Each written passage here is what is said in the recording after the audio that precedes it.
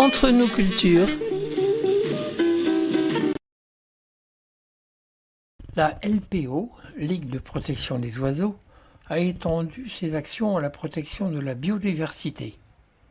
Sur son stand, de nombreux panneaux présentant les oiseaux de Charente-Maritime. Quand on parle des oiseaux de Charente-Maritime, moi je pense aux cigognes et aux mouettes. Mais il y en a d'autres, il n'y a pas que ça. Ah mais, ça dépend dans quel espace naturel vous vous trouvez, hein. Si vous vous trouvez dans les marais, vous pouvez rencontrer des limicoles. Donc par rapport aux cigognes, c'est nettement plus petit. Vous pouvez trouver des échasses, des avocettes en bord de mer dans les lagunes côtières. Et après, si vous allez en plaine, vous trouvez d'autres espèces d'oiseaux. Là, actuellement, on fait un suivi sur les Eudicnem criards au niveau de la CDA de La Rochelle et on va essayer de comprendre la dynamique de population de cette espèce. Et après, si vous allez dans l'est du département, vous trouvez les outardes de Canepetière qui font l'objet d'un programme de renforcement de population depuis de nombreuses années avec des résultats mitigés, on va dire. Et les oiseaux, les moineaux par exemple, disparaissent, c'est vrai. Les chauves-souris ont disparu. Alors pour les moineaux, on trouve 3 espèces de moineaux déjà en Charente-Maritime. Donc le moineau domestique, le moineau friqué et le moineau sous le scie. Et même moi je pourrais les reconnaître, la différence. Pour le moineau sous le scie, il est très rare, donc c'est un peu difficile de les reconnaître. Mais entre les moineaux friqués et les moineaux domestiques, oui, le moineau friqué a une calotte brune avec une tache noire sur la joue. Donc il est relativement facile à distinguer. Et c'est une espèce qui est en déclin très important en Poitou-Charentes, on va dire. Et les hirondelles ne nichent plus. Les hirondelles, si elles trouvaient à manger, notamment des insectes, elles pourraient nicher, mais dans les espaces, dans les milieux agricoles, les élevages ont disparu pratiquement. Enfin, il y a beaucoup moins d'éleveurs. Donc les vaches sont on va dire confinées dans les étables, donc elles sortent beaucoup moins.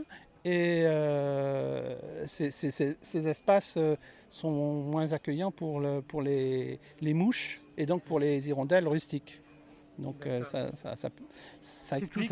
C'est tout un symbole pourtant, les hirondelles.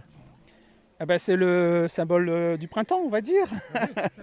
Mais c'est vrai que c'est des populations qui ont décru de façon, je dirais, dramatique quand même. Vous faites partie d'une association qui relève un petit peu toute la vie des oiseaux.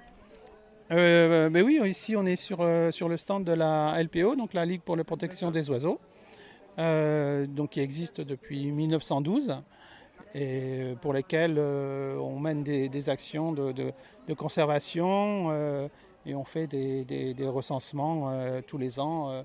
Le week-end dernier, on avait une opération sur les oiseaux des jardins. Donc ça a bien marché l'an dernier parce qu'avec le confinement, du coup les gens ont regardé ce qu'ils avaient autour d'eux dans leur jardin. Donc on a eu beaucoup de connexions sur le site Oiseaux des jardins. Et puis cette année, je pense que le résultat est un petit peu identique. Mais ça permet aussi d'avoir des volumes de données qui sont utilisés par les statisticiens pour connaître l'évolution des populations d'oiseaux. Pourquoi les oiseaux ont peur de nous, ont peur de l'homme? Dans les jardins, par exemple, on ne cohabite pas. Ils ont une distance de fuite, ça dépend des oiseaux, mais ce matin on parlait avec des gens qui disaient que la huppe en fait elle était très, très familière et venait à 3 mètres de chez eux. Après pour les autres oiseaux, c'est leur instinct de survie qui fait qu'ils s'éloignent de tout prédateur potentiel. Hein. Voilà. À part les pigeons de Paris. Après les pigeons, c'est des pigeons domestiques, hein, donc voilà, ils sont domestiques, voilà. Oui. Et on peut faire des nichoirs pour les oiseaux dans son jardin. Ah ben, c'est tout à fait approprié, hein. Il y a plein d'espèces qui manquent d'habitat.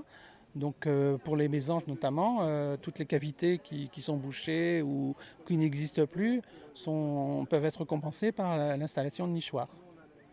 Très bien, et on va aller voir la LPO. Alors, mais je vois que vous n'avez pas seulement les oiseaux, vous avez, je vois des mammifères, la salamandre. Voilà, maintenant le symbole de la LPO, c'est agir pour la biodiversité. Donc on s'occupe, là sur la Charente, on a mis en place un live sur le Vison d'Europe. Donc on a des équipes qui sillonnent les marais pour capturer et puis suivre le Vison d'Europe, qui est une espèce en grand danger d'extinction quand même aussi. Et puis on fait des suivis sur les chauves-souris, sur les papillons, sur les insectes. Voilà, on a toute une série de taxons et on a une application qui s'appelle Naturaliste sur lesquelles on peut noter toutes nos observations qu'on fait en se promenant partout. Naturaliste sans eux. Voilà. Il y a un peu d'espoir quand même. Ah, sur la biodiversité, c'est un peu compliqué, c'est difficile quand même, hein, parce qu'elle est en chute dramatique quand même, hein. Si vous promenez les papillons, ben, on n'en voit plus beaucoup, hein. Enfin bon, donc on essaie de mener des actions, mais après c'est des actions plus globales, notamment sur l'agriculture, qui pose beaucoup de problèmes pour la conservation des insectes notamment. Merci beaucoup. Entre nos cultures,